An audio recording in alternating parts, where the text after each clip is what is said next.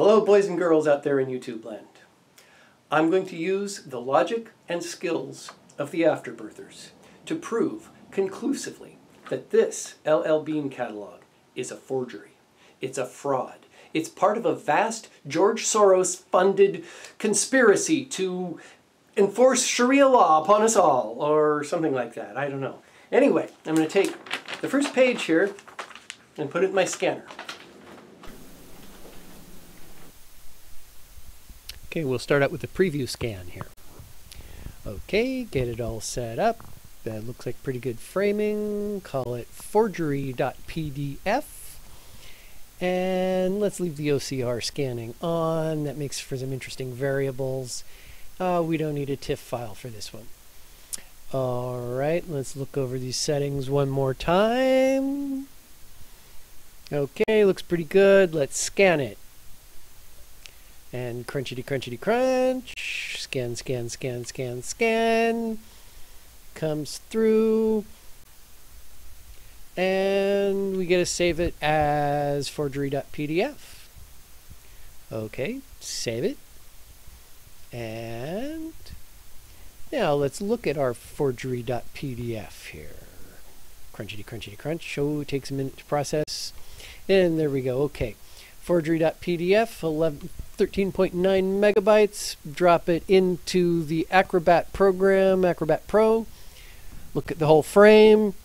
All right, we'll go up to the document menu, which is just a little off our screen here. And let's select Optimize Scanned PDF. We'll accept the default settings. Bingo, crunchity crunchity crunch. And okay, now we're going to save as. Go up to the file menu over here and save as. We'll call it forgery.optimized. Okie doke. Save that. And let's look at these files here. Forgery optimized is 140 kilobytes. The original scanned forgery.pdf is 13.9 megabytes. Well, there's a factor of 100 there. Which are we going to put on our website? Okay, we'll take the optimized now, and we're going to open it in Adobe Illustrator. Look at the layers palette over there. Oh my goodness, it didn't work. There's only one layer. Well, what happens if we click on this little triangle? Oh my goodness, there's a whole shitload of layers. Well, they're not really layers, they're groups, but we'll call them layers because everybody else does. Look at this. We can turn them off. We can turn off little pieces. They disappear. Oh my goodness, somebody went to a lot of work to produce this document. They just put together little pieces and paste them together. My goodness, what an incredibly labor-intensive way to put together a forged document. But there it is. You see it with your own eyes.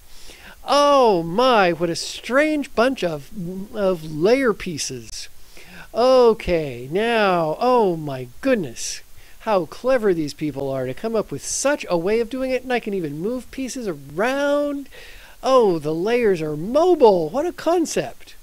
And if you think these aren't real layers, look at this. I can release them and make them into real layers. Well, that one I just did one at a time. Let's do the whole batch here. Okay, release the layers.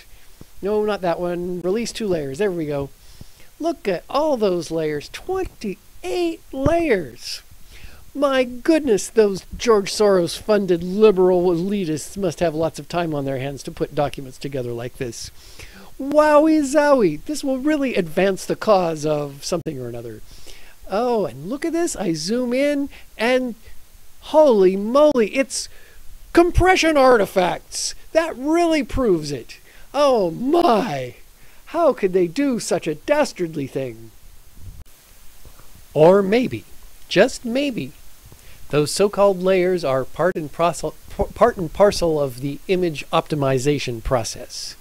Maybe, just maybe, the software goes through the scanned file, selects pieces that are similar, the pieces with hard edges, the similar background stuff, the text, and optimizes them separately.